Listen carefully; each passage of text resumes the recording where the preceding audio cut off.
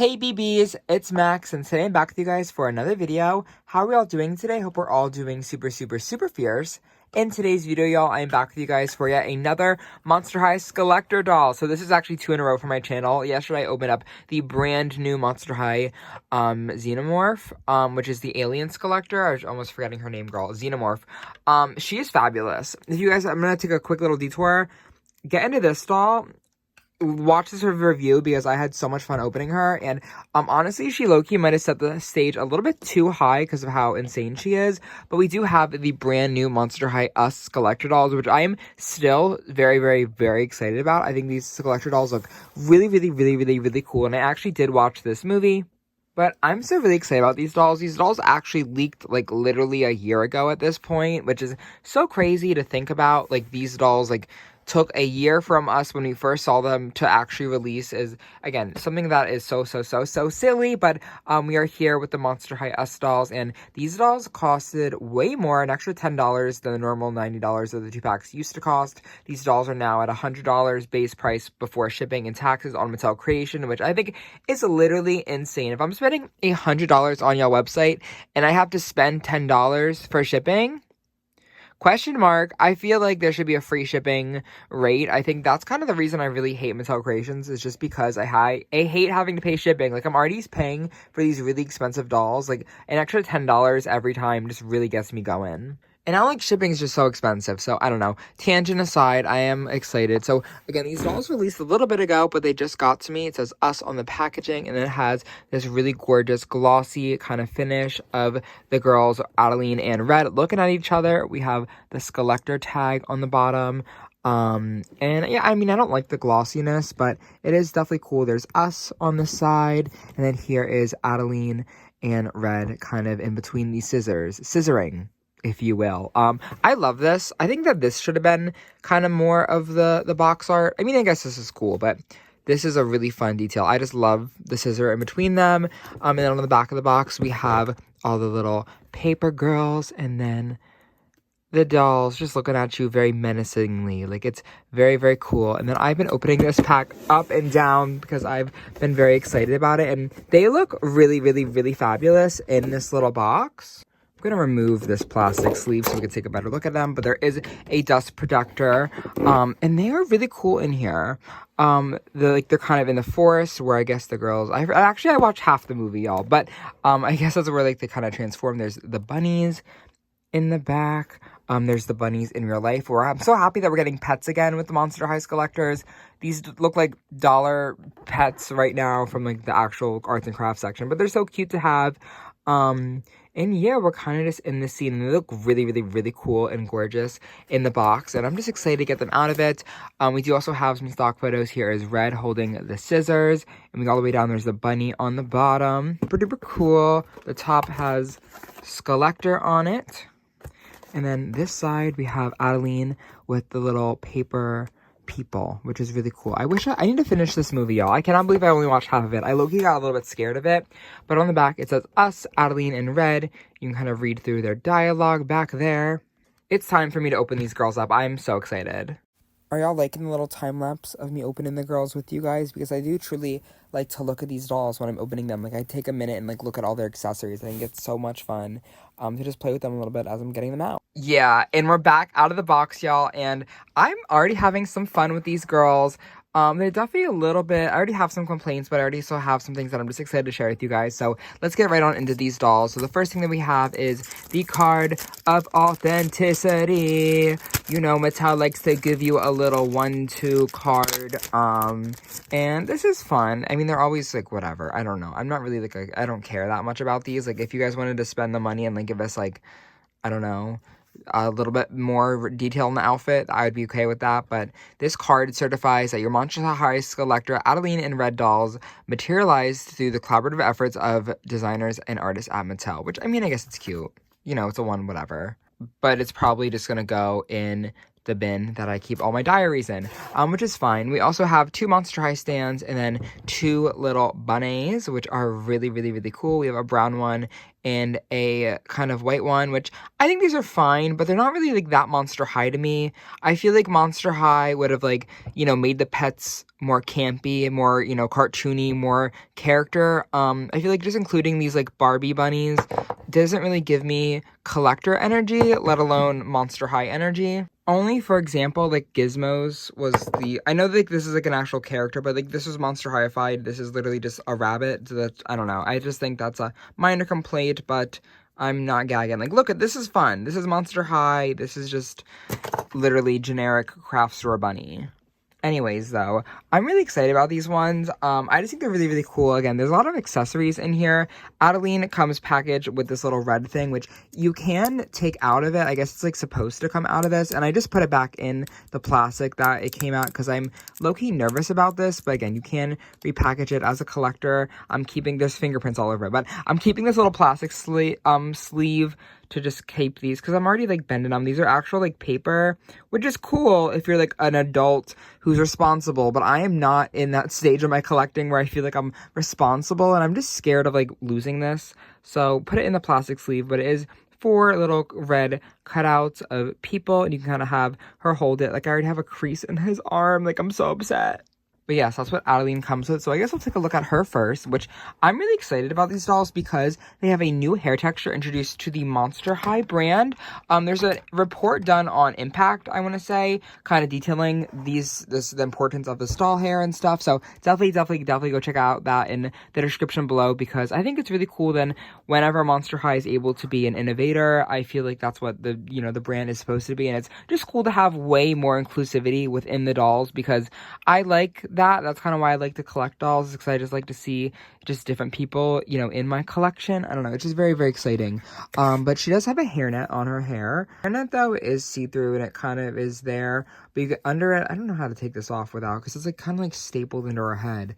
But I kind of do want this ahead. I thought about it, and I was gonna just leave it on, but now that we're here, I just want to see what the hair looks like out of it. Yeah, but like it's like tied all in there, girl. Now that the school has her hairnet taken off, we can take a better look at her hair, and it's really cool. It's a short kind of bob kind of moment, but it has all these twists in it, which are really, really, really nice. I'm hoping they don't unravel.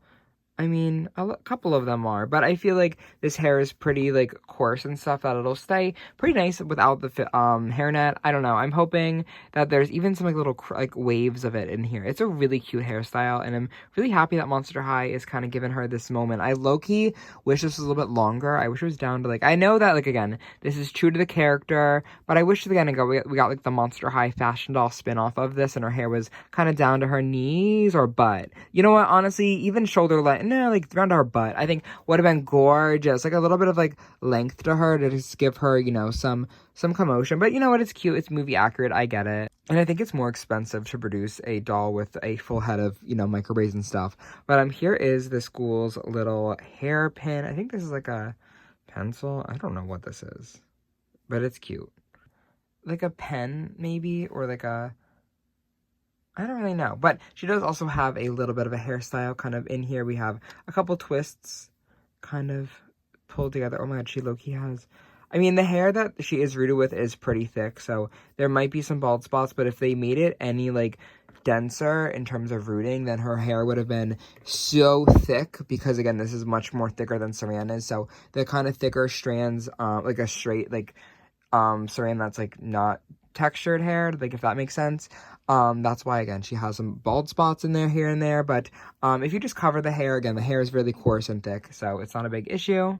This doll, though, has a gorgeous face. Adelaide is serving it to you.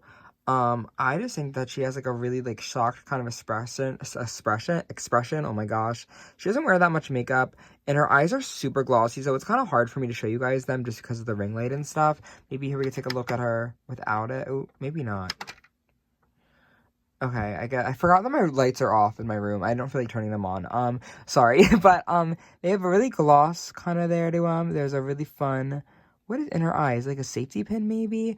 But the eye shape is just so gorgeous. Like, I love the way that they did this, like, kind of, like, I wish they didn't add this much eye shine, though, because it is kind of hard to see, like, even, like, in person without, like looking too much at the ring light. Like the eye shine does make it harder to see what's happening on this doll, but she does have some really cool kind of brown makeup and eyeshadow and stuff, brown eyes, these really gorgeous big brown lips, and she just has a really nice complexion as well. She does also have these gold little cuffed earrings. I think that's when they like I feel like they put someone together with the handcuffs, girl. I don't know. I don't remember.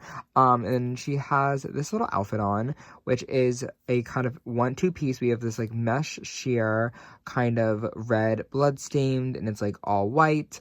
And then there's also a little bit of black on it, but it is a nice piece. It's a little bit cheaper, but the thing that I'm excited about, y'all, is these arms are the brand new Monster High peg. So that means they're gonna not, you know, be so fiddly and so weak and stuff. Like a lot of the Monster High dolls from like the 2 years, like 2023 to 2024, I would say, had like really weak arms, and these are just so much sturdier. They're so much nicer and thicker. This is how they kind of did the arms for the first wave of reproduction dolls. I'm a big fan of this. Like the arms move super duper extra nicely. Like I just want to point that out because I'm super happy that we're getting to a point where the Monster High arms move again. Like for a while they were just so stiff and like weak and like horrible. So I'm just happy again that we have a nice arm. And it would look, oh my, there's also her rubber band. We can, the hands are also the same. I'm pretty sure they're the same niceness, but we can use these nice thick arms to remove this mesh thing to see what her jumpsuit is looking like under it. Again, I'm just very excited about these arms, y'all. I know this is not for the Monster High dolls, but I'm a Monster High doll, and I love the arms. Okay, whatever. This is the jumpsuit. It's a little bit ill-fitting. It has a bunch of bunnies all over it. It's just a very baggy, but also skinny kind of jumpsuit, and there's print on both sides. And then there is this little belt. It is gold. It has some bunnies and some Monster High little charms. A ballerina dancer. It's cute. I wish it was like chromed or something. Like a nice little some more detail on this doll that cost me $114 after shipping and tax and everything. So it'd be cool for a little bit more detail. The shoes, guys, I'm so sick of the object heel shoes because they just look stupid now.